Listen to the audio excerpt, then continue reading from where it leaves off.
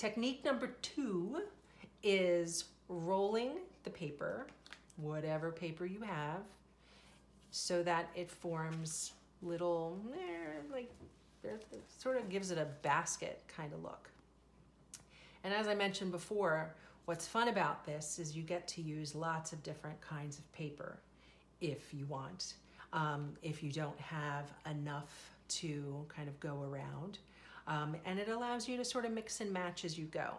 My recommendation here, if you like this and want to do this approach, is to have a bunch of these made before you start to glue them.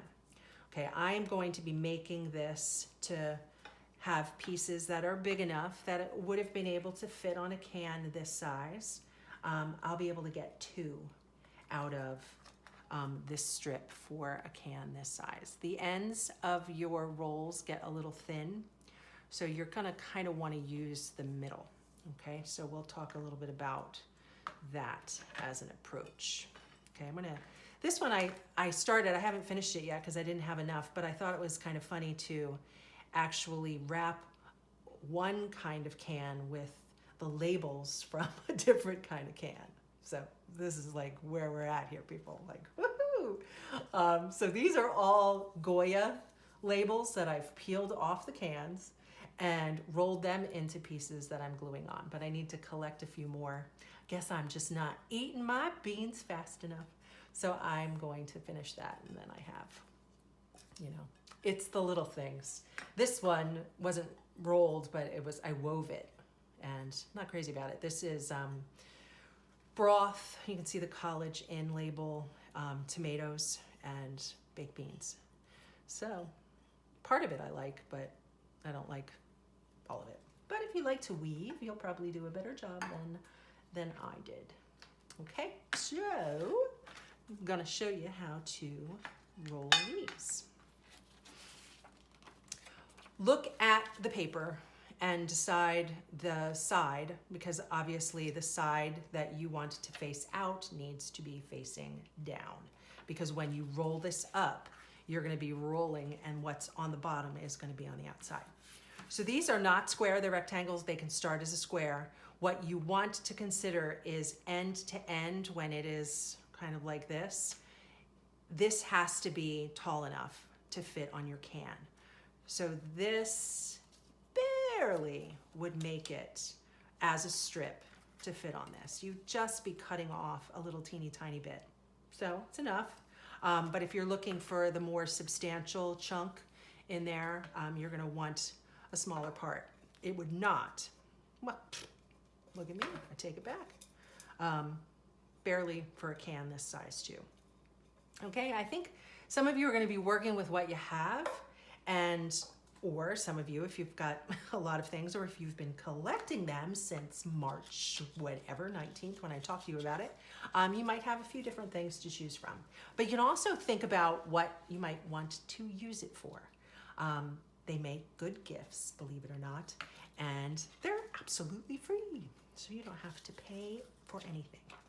So if I rolled to this corner, I'd have a little blue edge on the bottom because of the water of the map, so I'm not gonna do that.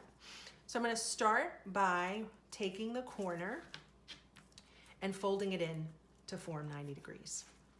Okay, so I've just taken the corner and folded it up.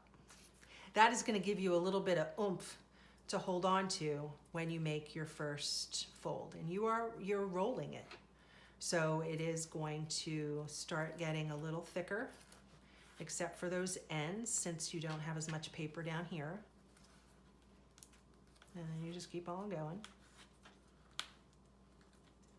And whatever is here is kind of the most visible. So consider that as you are rolling it. I did one earlier that was completely backwards. And I got to the end, I'm like, no, that's not the side. So I just unrolled it, and as long as you haven't glued it, you can sort of get started even afterwards. So put a little bit of glue there, fold that over.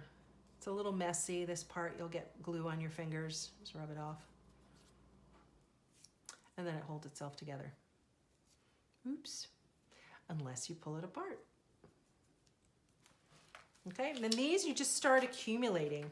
So this one, I want that part. So I'm gonna flip it and I'm gonna fold into it so that when I finish, I've got the land at the bottom instead of an entire thing that's blue.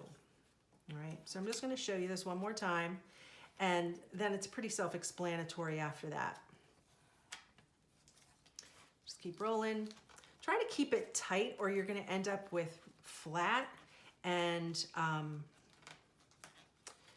you know, kind of uneven thicknesses and widths to your strips. Not that that's a bad thing, but I think what this is, what, 3.5 inches by 3. I wouldn't go any smaller than that, depending, even with a smaller can, just because they're pretty flat. These, I had all different sizes, so some of them are really flat. I think you can probably see, like, these kind of go up right next to it and these kind of bulge out. I think it's somewhere in between is a happy place to be. All right, and then you just do that. So you're gonna do that a whole lot more and you're gonna keep going. So have the paper that you're going to use. Think about the size that you're gonna need for the can that you have if you choose this method. And then you will start cutting your strips. This can be done, I sort of do it almost, for those of you who have taken wood shop, oops, it's kind of like a jig. So you're gonna start off by making that first one fit. Okay, so I need it to fit inside that bottom layer because it's got a little lip here. So I want it to sit right in there. So instead of cutting that and gluing that and then having to start all over, take this and use it as your jig, your template. So now I've got this one. I'm just gonna keep on snipping. Hold it together. I might be able to get 3. Maybe. Oh, this one's flat. In a pinch. If they start to unravel because of where the cut was, just roll that back and get a little bit of glue underneath it. Okay, and you just start collecting them. And just keep using that original, well, that wasn't my original. Use your original as your cutter.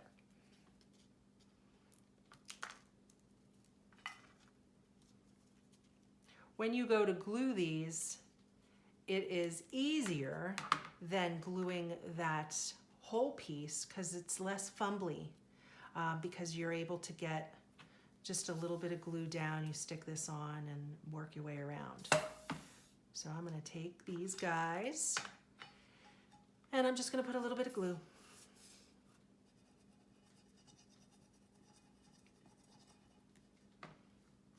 And stick them on. I guess the hardest part about this is just the rolling. It's kind of tedious, but oddly satisfying. Get your best side out and, make that decision. Figure out what little piece you want to show and what part you want to stick up.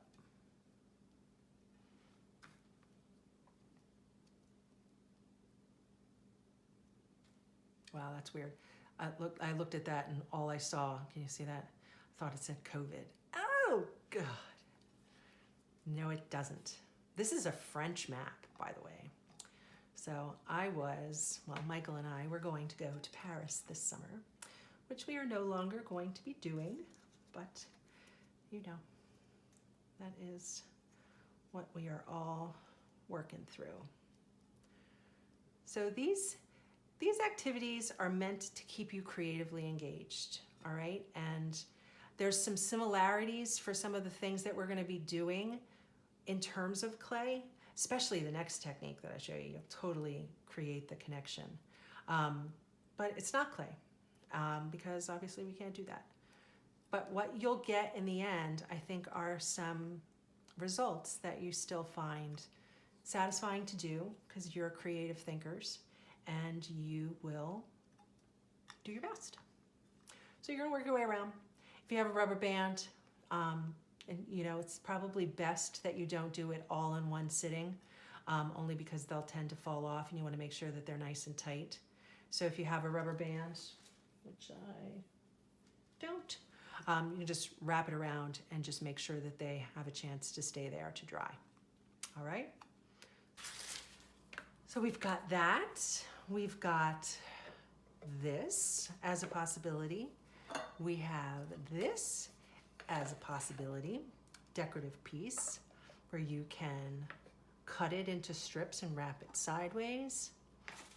Okay, all kinds of different options.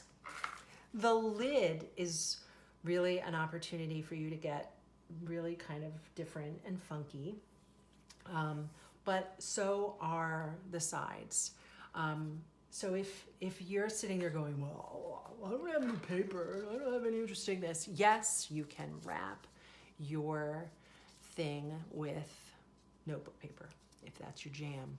You could also use plain paper and decorate it before you attach it. You could use plain paper, do it like this, glue it on, and then do something to it after it's on. You can also use wrapping paper, which is how this one was made. So if you've got, I mean, this is pretty cool looking wrapping paper. IKEA, gotta love it.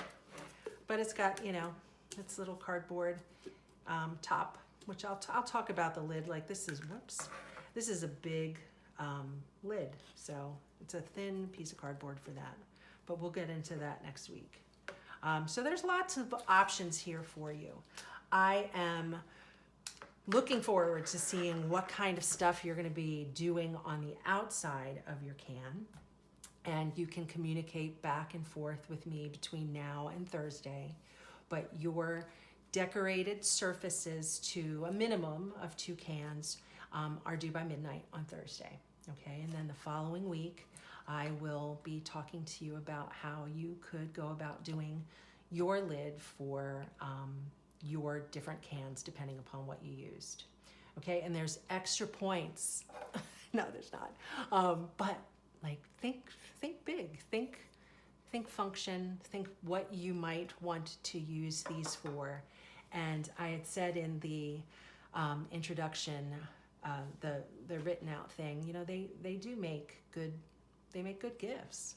So think about how you can share this love, this quarantine love, and you know, pass it on.